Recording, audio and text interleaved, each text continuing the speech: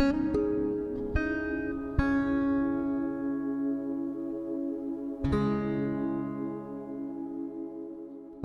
Shanti. Sister Denise, let us welcome everyone to the session 2. Om Shanti.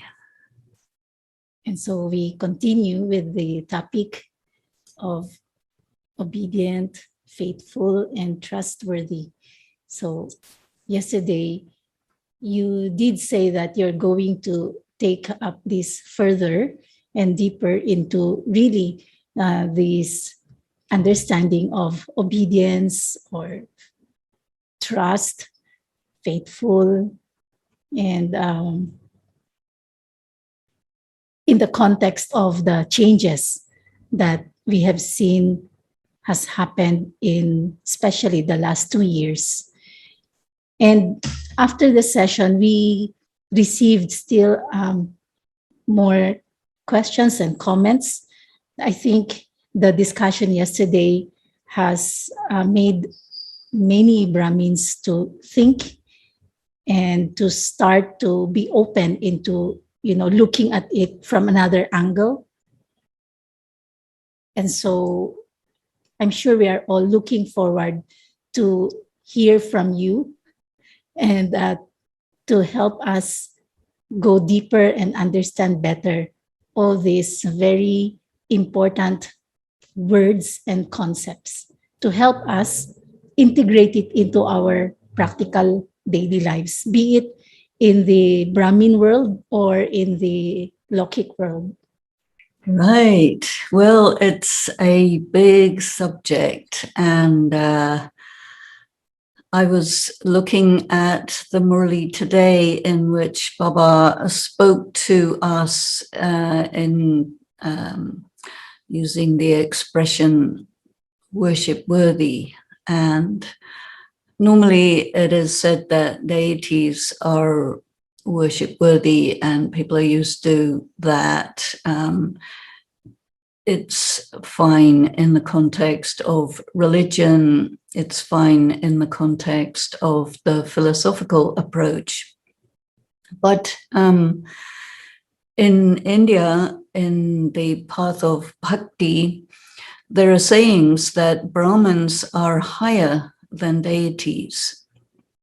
And here we are in a world that Shiv Baba has, through the medium of Brahma, made us into Brahmins. And there is a lot of dichotomies going on, a lot of paradoxes that we need to take a look at, because if you think for a moment at the spinning of the cycle of the 5 forms, the point of light, the deity, the worship worthy, the Brahmin, and the angel, and these are all attributes of the perfect form. And at the present time, we say we are Brahmins, and we are also called Purusharati. And Purusharati means people who are effort makers. This is how it's normally translated, Purusharati. But if you break down the actual word itself, a Purusharati is someone, a being who acts for the sake of the self. And this takes us to a much deeper sense of why we are doing what we are doing. When you hear a Murli which describes you as much higher than you actually are, how do you feel about that? You say, if you were sensitive to the voice of conscience, you would say, I'm not there yet. And you look around at your brothers and sisters and you say, they're also not there yet. And in the Murli that we looked at yesterday, Baba talked about the 3 groups, the top one, which has a very small number of people in it. He didn't say how small. but I think it's reasonable to suggest that that refers to what we call the eight, those who are attentive to the practice all the time. That's the eight. That's the top Maharatis. So there are at least eight, we can say, who are doing that. And then the next group, who are sometimes there and sometimes not there, you know, you could even say, okay, that's the 108, you know, that's a pretty small group of people. And then all the rest, they're really not there. So what do we do to make this practice of Raj Yoga in such a way, or to practice it in such a way that we are really doing it the way that it is said? The context that we're in is the Brahmin world, and there's about 1 million people who consider themselves to be part of the Brahmin world. And that's a big context. And in the Brahmin world, you will see replicated all the difficulties that you have to encounter in the what we call the real world. And so there is a case for saying that the Brahmin world is a mirror image of the Iron-aged world, and the difference is that it's smaller. And I very often find myself saying that, you know, it is the microcosm of the macrocosm of the world. And then the microcosm of that microcosm is the individual Brahmin. So in that case, I sometimes use this expression, the midicosm, the something that's in between the quantum of humanity, which is one human being, and the totality of humanity, which is spiritually depleted, which is quite full of the arrogance that I am someone and everybody else needs to be punished by me, because if God doesn't punish them quickly enough, then I will punish them. You know, this is the sort of what I call the religious mentality. And so when we're looking at these questions of obedience, fidelity, trustworthy, there are two focuses. One is, am I in my relationship with God, in my relationship with Srimat, am I honorable, am I following, and so on. And that is something that's between yourself and God. But then there's all these other people in between. And the Brahmin world is a hierarchical world, just as the Lokic world is a hierarchical world. And if you have power, money, influence, then nobody can do anything to you as a consequence of your negative behavior, because you can protect yourself by your power and your money and your position. And this is how the normal world works. And you also find something like this gets replicated in the Brahmin world. And so therefore, if the leadership is impeccable, then it's very easy for you to say, yes, I will be obedient, faithful, trustworthy, etc. I will surrender to these people because they are demonstrably like God. And I think most people felt that Brahma Baba, Mama, Jagat Amba Saraswati, and the top Dadis, Dadi Prakashmani, Dadi Gulzar, Dadi Chandramani, Dadi Janki. These are all people that we felt, yes, they are soul conscious, they are connected with God, they are true instruments of God. And so therefore we can trust them and we can put ourselves in their hands because we know that they will not abuse their power.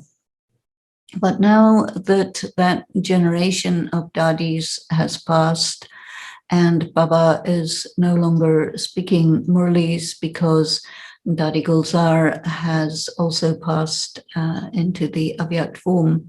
And so this has created a very different situation. So what we are faced with at the moment is that in the Brahmin world, majority of people who are in positions of power, and there are many, many levels of power, and if you are at the bottom of the ladder of power, then there's a lot of people in power over you, and your voice doesn't count for too much. But there you are, you're still there, you still have to operate within it.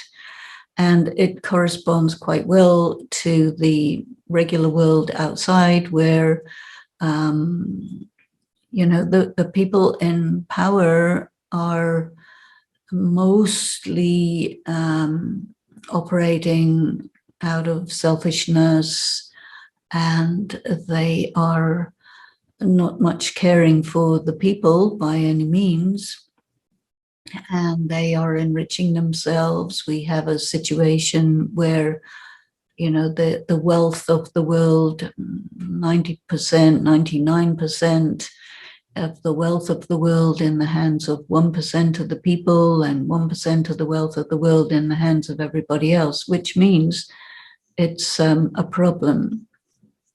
And on the basis of the fact that there is a huge overpopulation issue, which means that there isn't enough to protect people in terms of their health, in terms of jobs, in terms of food, in terms of place to live, and so on.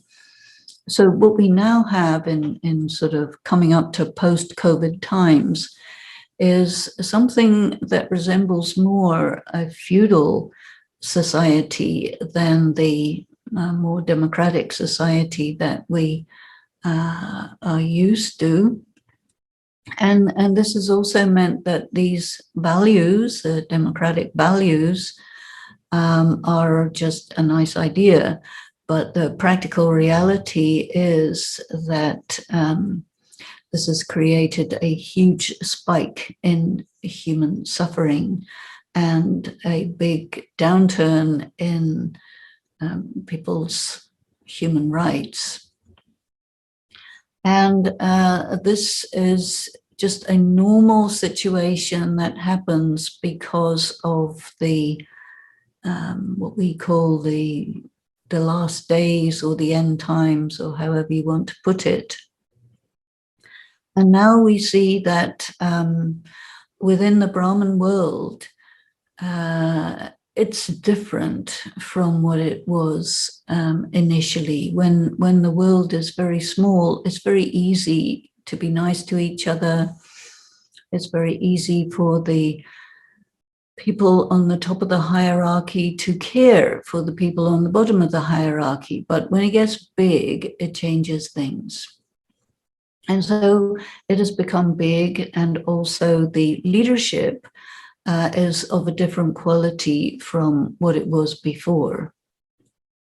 And one thing that Dadi Prakashmani used to speak about, and she could see this happening from the 1970s and 80s, which was only a little bit after Brahma Baba left the body and Dadi Prakashmani had taken up the responsibility to be the administrative head. So she said that people are operating, Brahmins, thinking that they are really good Brahmins, but that they are operating motivated by desire for power, position, money. She said that people prefer their regional identity to their Brahmin identity. They prefer to be from India over those who are not from India. So she could see all of this, because a top-down mentality was really getting strongly inserted into the Brahmin world. And now we are 50 years later, it's really very much in place. And so there is a case for saying that our practice is in two contexts. One is in the context of the Brahmin world, and the other is in the context of the Lokit world, the real world, the Iron-aged world. And we can see that people who may be powerful souls, but they're in a weak position, have something quite important that they have to deal with, how to manage the circumstances which are stacked against you in every direction. Then you have people who are what I call weak souls, who are body conscious, vice-based, selfish, violent, not having much in the way of virtues, but they have their values, and their values are in many ways contrary to what Baba calls virtues. But one of the problems is that people think that values and virtues are the same thing, and then they believe in their values, and they say, yeah, I'm acting according to my values, and that means I'm virtuous. So this is faulty logic, because it doesn't mean that at all. And so here we are studying these things. And when it comes to these words of obedience, and I had changed that in the Murli to attentiveness.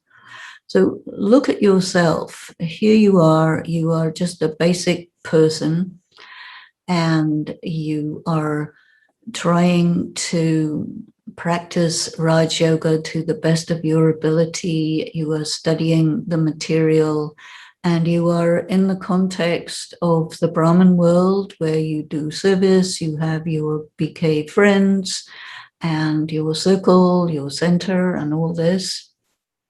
And then you're dealing with the Lokit world where you have your relatives, and you're dealing with the business world, and the way that you have to deal with the business world resembles in many ways the way that you have to deal with the Brahmin service world. And in both cases, you have many challenges. And what Baba is saying is the solution to this problem is connected with your stage.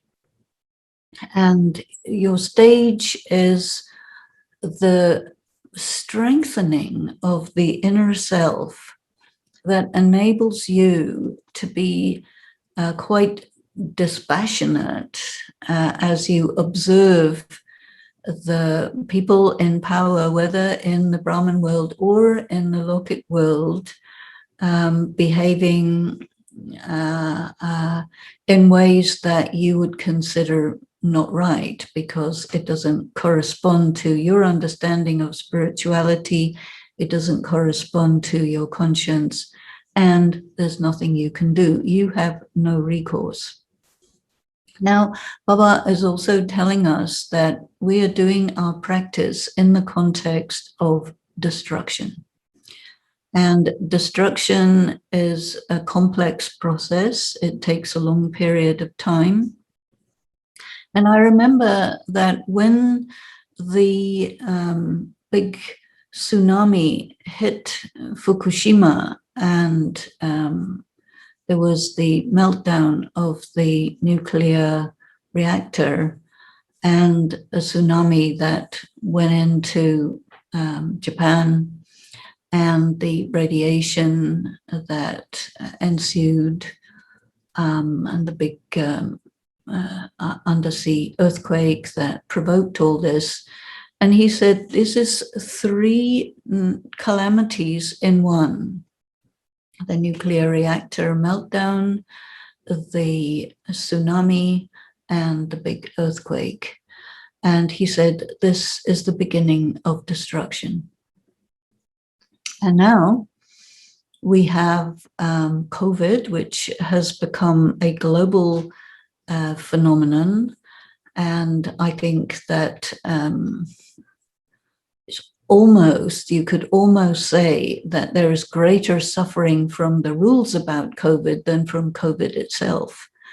And there's a great deal of concern about whether the vaccination is going to do something good or something bad. And definitely it has created an economic serious problem globally. Definitely it has shown us that the healthcare system is pretty much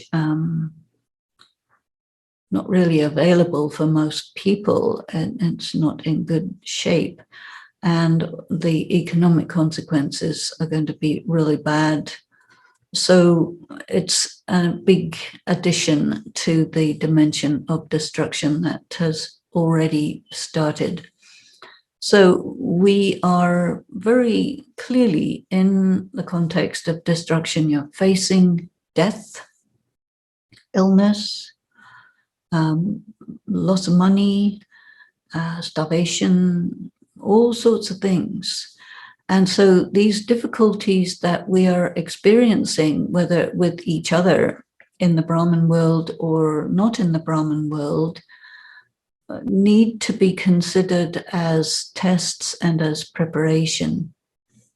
Because the only thing that will protect a Brahmin is their yoga. So we are not going to be able to do anything at all about climate change. So any activity that any BK does concerning climate change is purely for the purpose of gaining entry to the climate change people, because Brahmins are trying to get attention on BK, on the Gyan, and so on. So this is valid from that angle. But if you think you can do anything about climate change, forget it. That's not remotely realistic. When you are in the context of the BK world and you are assuming that when people talk about love, it means they will love you. When they talk about peace, it means they will be peaceful, and all of that. But it doesn't actually mean that. Purity, peace, power, love, bliss, all of that arises from your connection with Baba. And our independence from karmic accounts is the way to be close enough to Shiv Baba to be able to absorb the power that we need in order to be able to get through the coming times. So when he talks about mistakes that we make or carelessness or something like this, it's all to do with mentality that corresponds to what I call religion. one problem that I see in religious people is that they adopt the ways of religious hierarchy, which means in terms of patriarchy, they can point out somebody's fault, and then if they do that, it gives them the right to punish them, which of course it doesn't, but they take it and they do it. If somebody is socially deviant in one way or the other, but they're not doing crimes, then they will take it upon themselves to punish, diminish, belittle, etc. So if you have a good stage of consciousness, if you are in higher consciousness, you will be able to handle this atrocious behavior of people who think that they are holier than thou, and that they are abusive, and they find your tender spots and they stick their knives in, whether it's verbal knives or threats or anything like this. You see, this is the iron-aged person has a feeling that it's totally okay for me to behave like this. And you will see identical behavior in the Brahman world or outside the Brahman worlds. There's no difference. And sometimes Baba had said that if a BK is doing this, then for that moment, they're not a BK. So what that means is that you are a Brahman when you are soul conscious, when you are God conscious. And when you're not, then you're not a Brahman anymore. So you're flip-flopping between being an iron-aged person or being a confluence-aged person.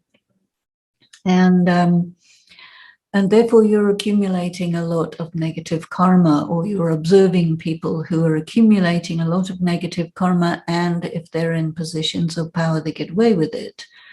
And we know the laws of karma. We know that, okay, you can get away with it for a while, but not indefinitely. And in terms of religious mentality, you feel that it's suitable for you to do something about it and get even, or anticipate that some authority will do something about it. And invariably, you have a big history in the Brahman world that you see something wrong, you call the attention to a person in a position of power, expecting that they will do something about it, and invariably they do nothing about it, and then you get upset about that. And these can be reasons why people move away from the Brahman world. And so you can interpret it in that way. But there are other interpretations that you can usefully use. So how do we handle this in the best possible way? So what Baba is teaching us is this simple mantra: turn your mind to one, to God, and turn yourself away from all others. Because all of these people, including in the Brahman world, you assume that they will support you. They might, but ultimately they won't. So the only support that you have is your relationship with Shiv Baba. And so the most important out of all possible things is your meditation, especially at Amrit Vela, because it's at Amrit Vela that you get actual access to God and you can take power. So if you have a really good Amrit Vela, which is nothing to do with sitting in a gathering of other people, which may or may not make a difference, we need to be independent of the circumstances. But use that time of Amrit Vela to take power. And what does it mean when you take power? When you take power, you take light from Shiv Baba, it will neutralize your susceptibility to being adversely affected by the bad behavior of other BKs or non-BKs. It doesn't really make any difference who is behaving in a way that is harmful to you or hurtful to you. So first of all, when you have power from Baba, then it's much easier for you to not take sorrow, you see, because if you don't have power, the damage that they will do will go right into you and it will diminish you. It will put you into a weak state of consciousness. It will take you out of your power. It will make you forget that you have value because you just absorb all that negativity. And Shiv Baba says, this is a serious mistake. Do not do that. But then you say, but I can't help it. You know, I love this person and they're abusive towards me. And because I love them, all their bitter words and atrocious behavior goes right in and hurts me. And so Shiv Baba will say, well, why do you love them? You know, that doesn't make any sense. Why do you love them is because you are attracted or because you have a karmic account with them and you get into a love-hate situation and you are afraid to be alone. So Baba says, you're not alone, I am with you. But any of these people who treat you inappropriately, why do you think you should love them? You can love them in a general way, that you don't have anything against them, you're not filled with feelings of hatred, because if you do that, then you will create a karmic bondage. So he's really teaching us the philosophy of karma in such a way that we can get through this period of time where all these karmic accounts are coming up for settlement. And so love God in the sense that take Baba as your support system. He says, have all relations with me. All these other people, they are weak, they are poisonous, and they do not know how to treat you well because they are weak and they are corrupted by vices and so on and so forth. So do not expect anything from anyone.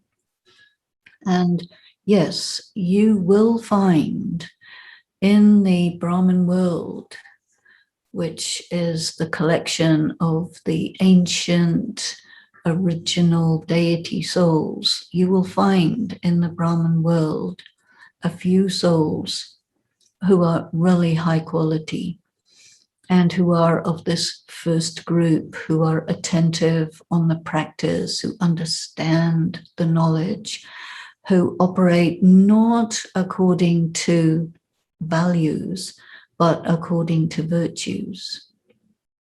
Why is it a problem when people operate according to values? Purely because values are determined by your nationality, your race, your age, your political orientation, your sexual orientation, all these kinds of things which distinguish you from people who do not share your values. And so you get these big clashes of values, and people use their values as a justification to go against the principle of virtues. And this is why Baba has never spoken about values. BKs speak about values a lot, but Baba speaks about virtues and he speaks about powers. So we need to look at ourselves and see, am I reacting to the negative behavior that's going on around me on the basis of my values. And if I am, then that's not useful. That's going to put me into karmic bondage.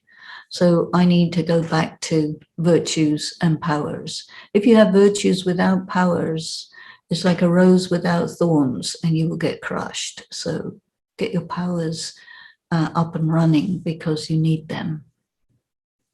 And so we know that when anyone in a position of power is behaving towards us out of anger or selfishness or greed, or they want to take advantage of you, exploit you, whatever the thing is, you need to have your virtues in place so that you do not forget who you are.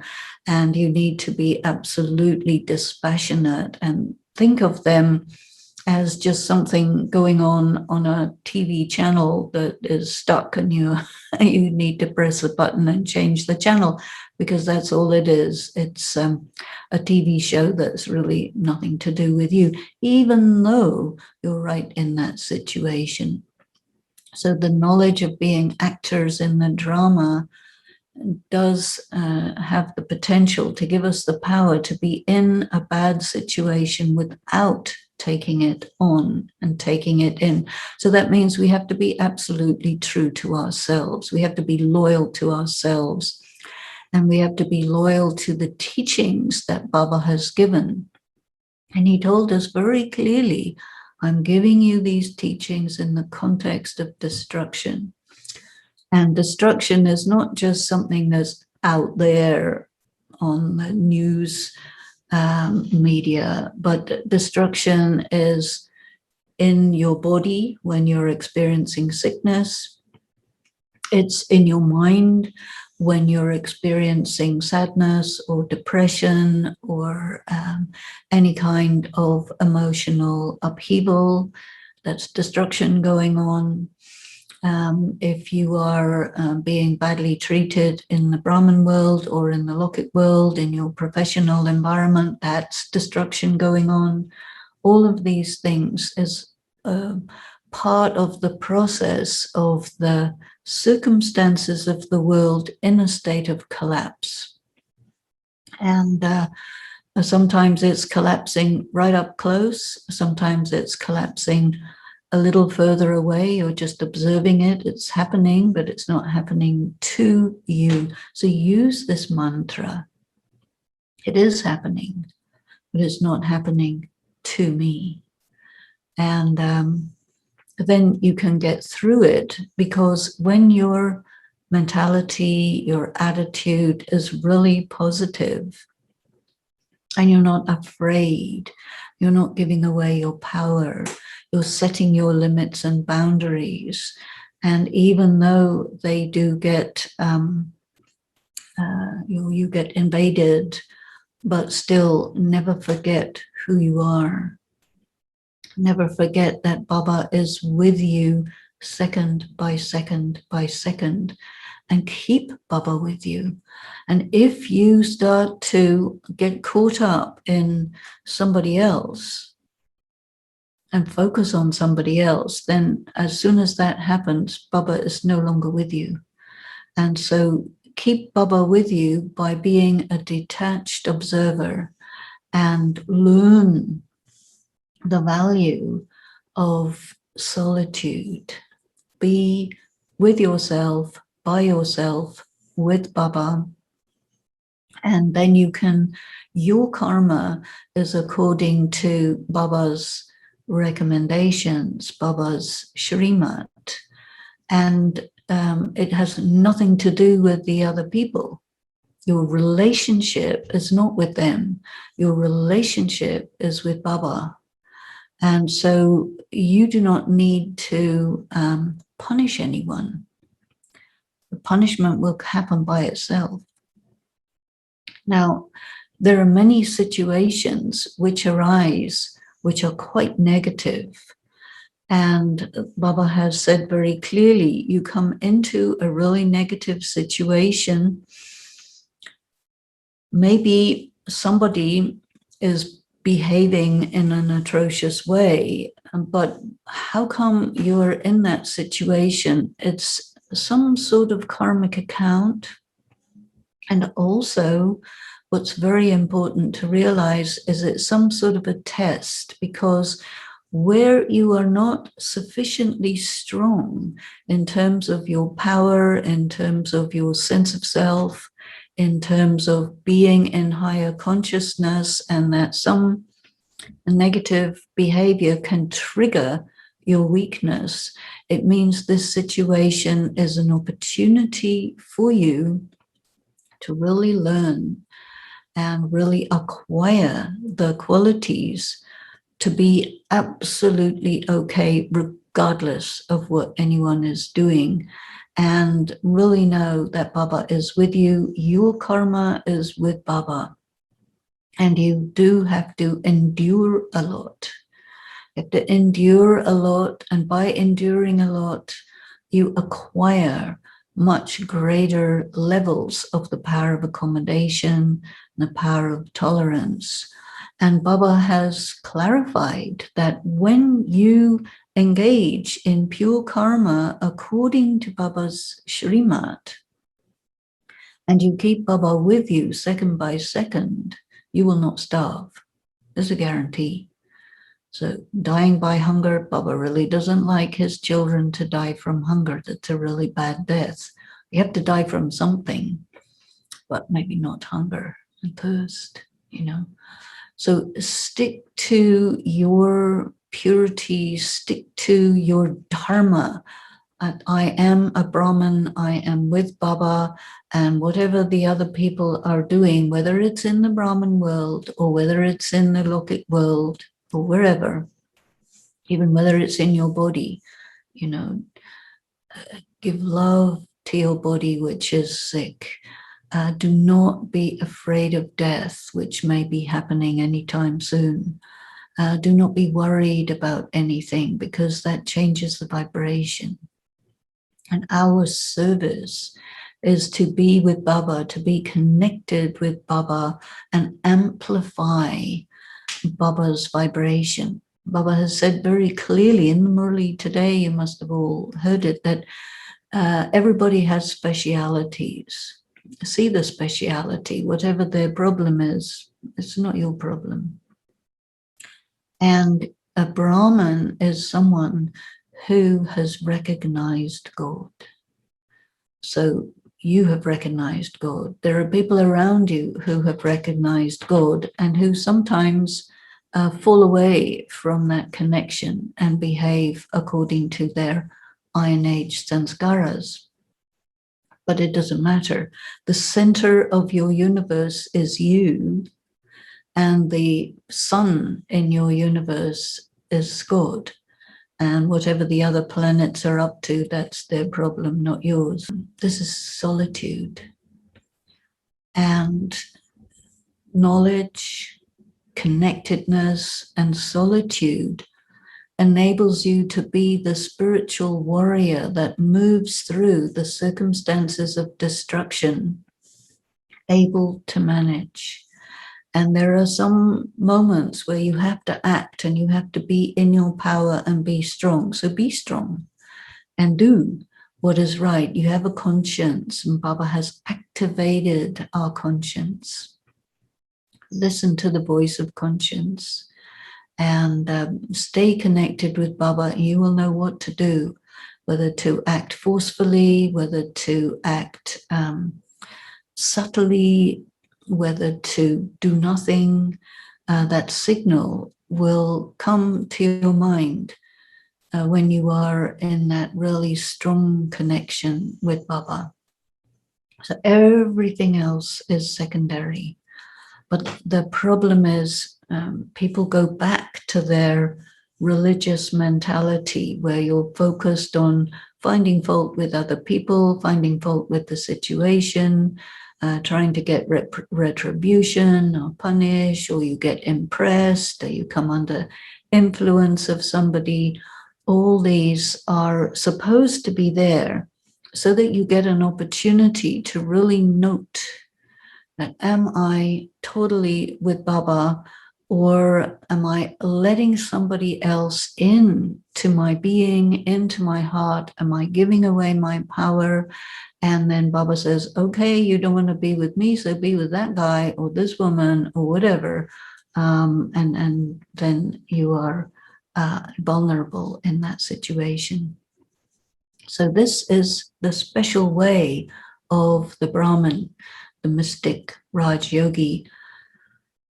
And not everybody quite understands this, not everybody quite gets it. And so it's so easy to flip back into the religious mentality where religions are part of the Iron Age. Although the religions were set up in the Copper Age, they didn't really become big forces until the Iron Age. And then the religions, the politics, the moral systems of the Iron Age are designed to bring the Iron Age to an end, which is the end of civilization as we know it. And now that we're in the confluence age, all of that is fading away. And the golden age is not something that we create in the confluence age on a physical level. The golden age is a consequence of your ability to stay with Baba through thick and thin and be connected and maintain your practice, maintain your study, and apply it in the best way that you can in circumstances of greater and greater adversity. Unless we really understand that this is the name of the game, we will not be focused, we will not be stable, we will not be steady, and we will be full of complaints because it should be this, it shouldn't be that. According to what criteria? Religion. Gyan is different. Gyan is you're in the war. You're in very hostile and adversarial circumstances. Karmic accounts are being settled left and right, inside, outside, all around, and in the day and in the night. And you can get through it when you're really in your power, in your soul consciousness, and with Baba, and that everything that happens to you, it's like, okay, understood something, learned a lesson here, recognized something, and let it go and move on and maintain your virtues. And you may have values that you think are absolutely right, but you need to compare, are my values according to my relationship with Baba and my relationship with virtues and powers? Then in that case, these are spiritual values, but otherwise it's your body consciousness manifesting itself as something good. As Baba said in the Murli today, Maya will deceive you and say, I am this and I am that. And so be careful about those things. Keep yourself using the shield of Dharma.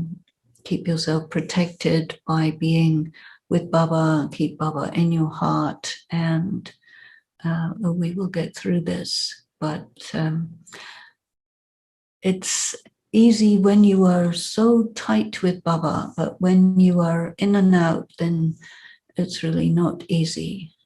And it's only when we are really effectively karmatit, so connected with Baba, that you are free from the influence of any karma. That is karmatit life. And Daddy Janki used to tell us, yeah, I think I'm karmatit, but I'm not dead. You know, I'm in life and I am karmatit. I'm with Baba moment by moment.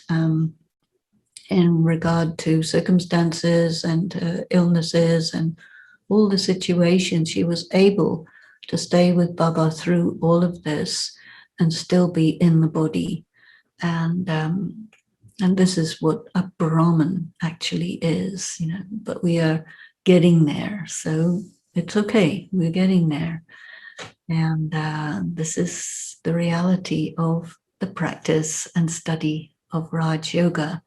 So be obedient to your conscience, be faithful to Baba and the drama, understand, and do not turn away from the truth.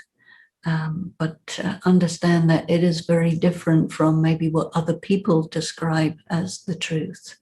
This is why we have to study very deeply to really understand what Baba is telling us. So I will stop there, and let's have just a moment of quiet reflection, and let me turn it over to Sister Rose. Om Shanti.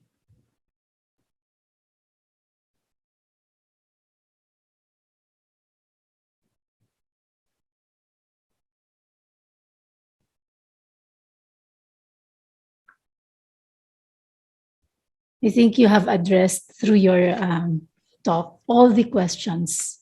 Oh. So I would like to invite those who are at the Zoom or Facebook, if you have any questions regarding what we just heard from Sister Denise, then you can post them at the chat box. So the way you were explaining everything, really it made the focus very clear. Like instead of our effort going here and there, it's really just focusing on my aim, which is to experience all my relationships and support from Baba. And then from this, I will be able to know what to do. And that's one thing that became clear because I think sometimes when we hear the word to tolerate or to endure, there is this understanding of, you just give good wishes and you just stay. But you said very clearly that in that clarity, in Baba's remembrance, you will know whether to act or not to act. So that kind of distinction will be there. So it's not just being, it's okay, just give good wishes or just merge everything but it doesn't really happen in reality. I think we need to understand the psychological angle on things because many people interpret the powers as something which psychologists speak of as enabling behaviors, which are very toxic. And in terms of religion and the patriarchal world, women are taught that you must endure whatever the guy does to you, and you must not talk back, and you must not protect yourself or defend yourself, but just be really sweet. And if somebody's trying to rape you, well, it's probably because you were inappropriately dressed, which is never the case. Mm-hmm. Or somebody beat you up because you were talking back. No, these are all assumptions and presumptions which are designed by the patriarchy to teach women enabling behavior, which allows abuse to take place in the home. And then by extension, the same guy will treat the female employees in that way. And the legal system will say, well, women don't need money, therefore we're going to give them less. Who says they don't need money? How do you know they don't need money? What is going on here? And this is why I'm really distinguishing between the religious angle on being good and the angle of Gyan, because the religious angle on being good is very much about faulty logic, assumptions, presumptions, and the value systems based on that really don't stand up to intellectual scrutiny. It's a very biased, a double standard type of arrangement, which might have worked for a while when it first got introduced in the Iron Age, at the beginning of the Iron Age, but the psychologists who deal with this type of problem have pointed out that what they say is enabling behavior is what the religious people call good behavior, and it's not good at all. It's completely disempowering, and it creates severe karmic bondage. So in my view, there is a vast difference between the moral logic that God is offering us in the context of destruction and the moral logic that the conventional society believes in, which really doesn't stand up. And so we have to really think about this comparison and not mix it up into Gyan. And this is really the problem. A lot of the people who are in Gyan mix up the Iron Age values into Gyan, and they corrupt the Gyan, and then it stops working. So we need to really get it purified, and so we need to articulate this. Yeah. In one of your programs, I think last week, karmic connections, and there was a question about this, that when there is this kind of behavior that you are getting from your supervisor, and should I just give good wishes and remember Baba, and basically the idea is just kind of be submissive in it. And then you said right away, no, that is being cowardice, because you have to be in your power.